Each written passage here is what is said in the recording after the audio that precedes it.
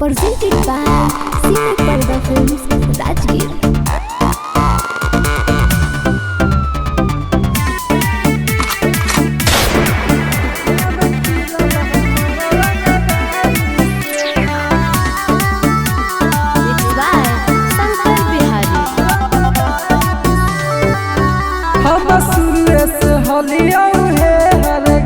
बचपन में छपाई गेल पेपर गे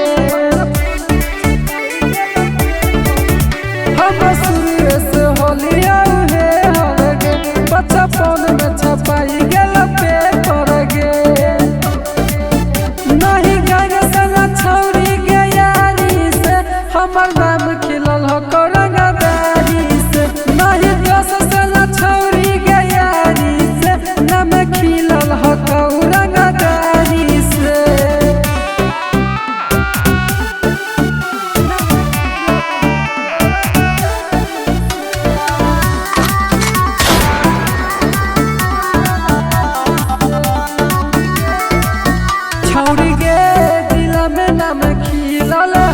मर्डर करे के परमिशन भी मिलल है हमर देखी के लुक बदमाशी के पूरा धरती से परती हिलल है छौरी के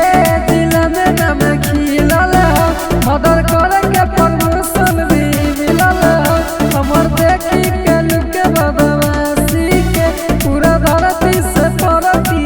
हिलल है सब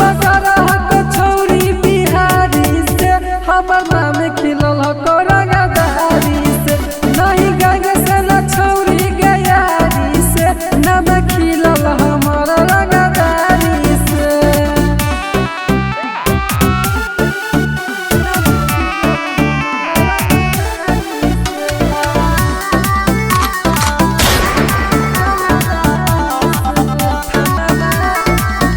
थाना